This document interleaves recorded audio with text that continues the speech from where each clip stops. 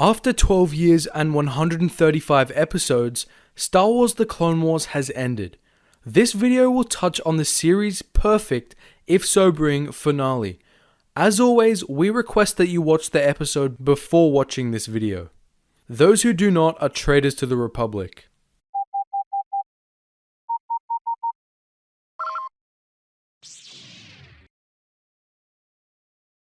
There are no words to describe that last episode, and honestly, there doesn't really need to be. Nothing needs to be explained. Nothing even needs elaboration. There's only one way for us to address this last episode, by addressing what led up to it, what allowed it to be as good as it was, and by celebrating Star Wars The Clone Wars as a whole. This video will be a retrospective look at the entire show and what made it great, especially one defining feature that truly sets it apart. Like pretty much every show that's not Battlestar Galactica, The Clone Wars had a bit of a rough start. Season 1, while not bad, is easily the weakest season of the show, while the movie that kicked off the series was less than stellar. But despite this, the show still had some great early scenes. One of the first of these scenes comes from Ambush, the very first episode. In this scene, Yoda, while taking shelter with 3 clone troopers, gives a short speech about their unique skills and individual traits. One line in particular stands out. There's not much to look at here, sir. We all share the same face. Deceive you, eyes can. In the Force, very different each one of you are. That one scene planted the seed of what made the Clone Wars great.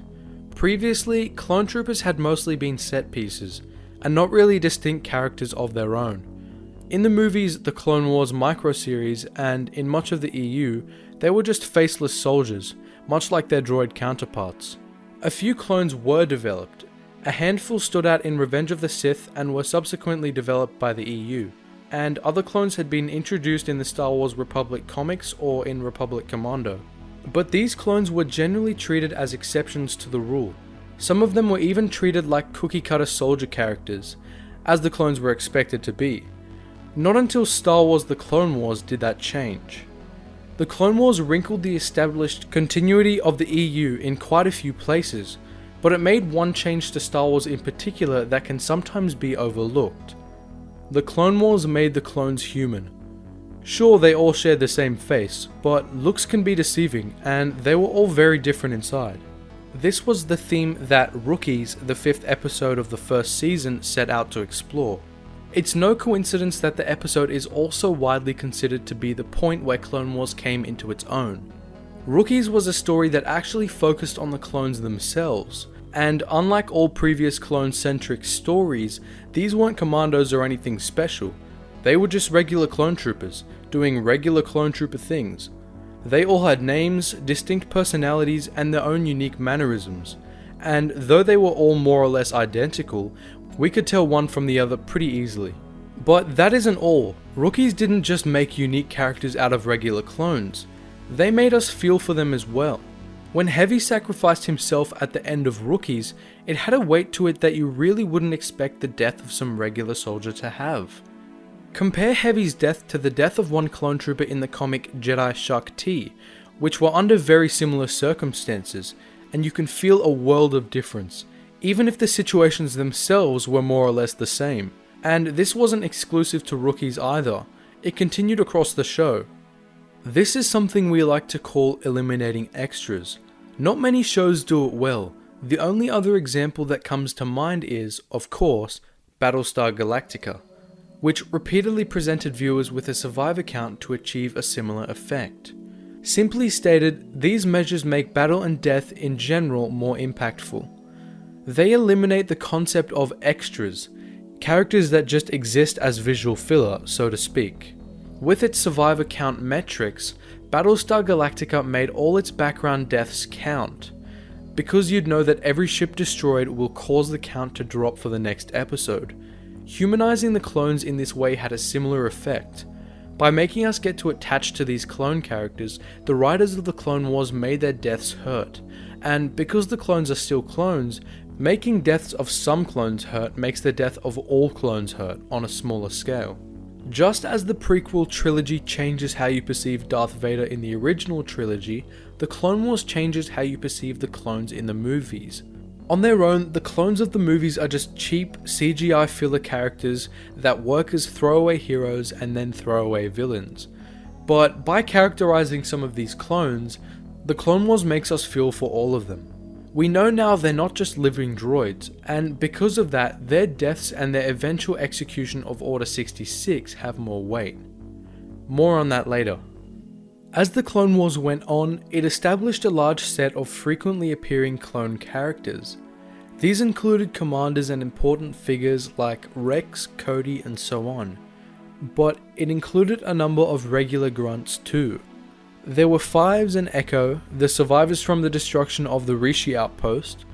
There was Broadside, a veteran of the attack on the Malevolence. There were Waxer and Boyle, who first appeared in Ryloth at the end of Season 1. There were Jesse, Kix, and Hardcase, who appeared first on Seleucami in Season 2, and there were also many more. These clones appeared across a variety of arcs, serving as major characters in some cases or as background figures in others. But even the background clones like Broadside, Waxer, or Boyle were important. They serve as reminders that there are other clones with stories on stage too, which gets us as viewers more interested in action sequences. Meanwhile, as the more major clones began to develop, it added even more nuance to the clones as a whole. Not only were they no longer faceless extras, but they were living characters as well. They were evolving, just as the non-clones were. Fives is perhaps the best example of this. Over the course of the show, we watch him go from rookie to veteran to ARC trooper to fugitive, becoming more grim with each passing arc and developing a darker outlook as the war went on and more of his brothers died around him. Some of them, like Rex, evolved to the point where we're able to make full videos on their character arcs. A landmark story for the development of the clones was the Umbara Arc, which for the first time focused almost exclusively on the clones for a whole 4-episode arc. These clones were a mix of major characters, like Rex and Fives, characters we'd seen before like Jesse, Kix, and Hardcase, and new clone characters like Tup and Dogma. In that arc, more than ever before, clone characters were treated as part of a unit, in this case the 501st. And instead of watering them down, this instead led the audience to connect with, and in this arc especially, sympathize with the whole unit, even with the anonymous clones. The acts of defiance against Pong Krell on Umbara were felt not as individual strikes, but as blows on behalf of the whole unit. The Umbara arc also presented a sort of Heart of Darkness scenario, as we discussed in our video about Rex's character arc. It threw the clones into some truly trash situations, and then showed us how they coped with it, bringing with it commentary on the nature of their existences and a variety of outlooks towards the war, and ominously towards the Jedi. Even with Krell being a proper traitor, his conflict with the clones in the Umbara arc served to prepare us for Order 66, to show us the other side of that scenario and how we could expect the clones we know and love to react to it. As the Clone Wars went on, we got to watch a long list of clones to whom we'd become attached die. First, there were Matchstick and Heavy, but they were followed by 99 and, sort of, Echo, by Hardcase, Waxer, Tup, and ultimately even Fives. These deaths all hurt, of course, just as they would have hurt for the clone brothers they left behind. More importantly though, they helped us follow the evolving views of the major clone characters, as Fives, Rex, and so many others became jaded from losing so many of their brothers. We fully understood, and perhaps even became jaded with them. And as the show drew closer to the end of the Clone Wars, we knew the fate that inevitably awaited those who survived, which really just served to twist the knife. When Order 66 was issued in the second to last episode, it had been the moment the writers had been preparing us for all along. We spent the whole arc up to that point dreading for it, and when the moment finally came, it hurt. It hurt as much as it would have hurt for the Jedi, and perhaps for the clones themselves. It hurt because, like the Jedi, we'd come to know those clones as likable, thoroughly human characters, and we'd come to care for them, even for the anonymous extras.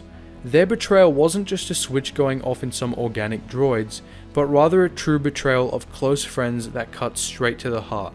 And that brings us to today.